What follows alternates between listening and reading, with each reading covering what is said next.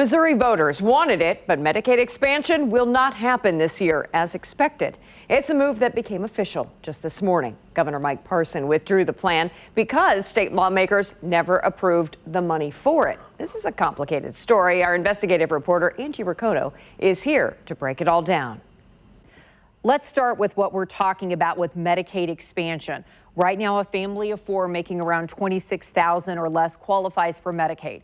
Missouri voters approved an expansion, and that meant a family of four making around $36,000 or less would qualify. So today, that went away, and that affected 250 to 300,000 people. They lost out on health care today. Governor Parson officially killed Medicaid expansion this morning. Since the ballot initiative was not self-funding and the General Assembly declined to appropriate funds, the executive branch lacks authority to proceed with Mo Health Net expansion at this time. Here's how Medicaid would have worked.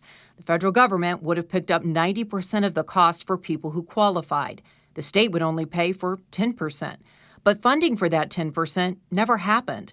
Democrats point out voters approve Medicaid expansion and claim Republicans and the governor are playing games. The voters did the work by voting to make it happen. I think Governor Parson needs to actually find other budget approaches to make sure it gets funded if the legislature will not do their job.